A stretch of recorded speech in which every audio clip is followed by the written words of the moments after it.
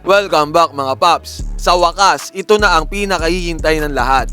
Panalo na ang Los Angeles Lakers against sa Denver Nuggets. Putol na ang sumpa, ika nga. Tapos na ang 11-0 win streak ng Denver Nuggets against sa Lakers. Pero ano nga ba ang dahilan kung bakit nanalo ang Los Angeles Lakers ngayon against sa Denver? Di nakaka-comeback ang Nuggets no? Di katulad ng first 3 games nila na na-comeback ng Denver ang Los Angeles Lakers. Ito ang isa sa dahilan mga paps. Ang first 5 ng Lakers ay nag-contribute na para sa team. Ito, tingnan natin. Si LeBron James ay umiscore ng 30 points sa loob ng 39 minutes with 5 rebounds at 4 assists. Si Rui Hachimura lamang ang hindi umabot ng double digit para sa first 5 ng Lakers. Umiscore lamang siya ng 9 points sa loob ng 22 minutes with 4 rebounds at 1 assist. Samantalang si Anthony Davis naman ay umiscore ng 25 points sa loob ng 42 minutes of playing time with massive 23 rebounds mga paps. 23 rebounds yan mga paps ha. Napakataas na numero na yan sa rebounding. Kahit pagsama-samahin yung rebounds ng buong Lakers,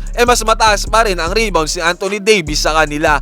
23 rebounds, dagdagan pa ng 6 assists. Pero mga paps, itong dalawang talaga to ang nag-X factor para sa Lakers si D'Angelo Russell at si Austin Reeves.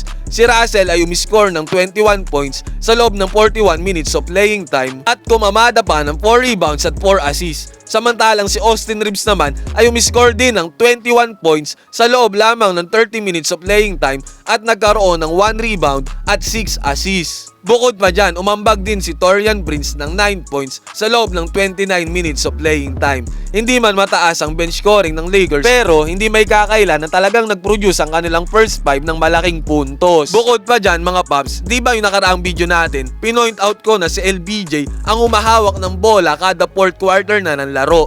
Pinoint out ko din si Austin Reeves, D'Angelo Russell, si Hachimura na yung mga kampi niya ay ayaw nang humawak ng bola pag crunch time na ng game. Pero kanina mga paps, si Austin Reeves, si D'Angelo Russell ay nag-take ng shots sa mga huling minuto ng fourth quarter. Ibig sabihin, mayroon na silang confidence na tumira para sa fourth quarter at hindi na lamang si LBJ ang kumamada sa last minute ng laro. Pero ang isa pang napansin ko mga paps, si Anthony Davis talaga hindi na nakakahawak ng bola pagdating ng fourth quarter. Hindi ko alam kung bakit ganon. Sa katunayan, ayon sa stats, si Anthony Davis ay mayroon lamang 1 made field goal sa buong fourth quarter noong Game 3 at Game 4. Mas okay sana kung i-involve na si AD sa last minutes ng laro Di naman natin may kakaila na kayang-kaya niya si Nikola Jokic sa opensa. Hoping sa Game 5 mga paps, maituloy ng Lakers ang kanilang nagawang momentum para sa Game 4. Gaganapin ang Game 5 sa home court ng Denver Nuggets. Paki-comment dyan sa baba mga paps kung ano sa tingin nyo ang dapat gawin ng Lakers upang makuha nila ang Game 5.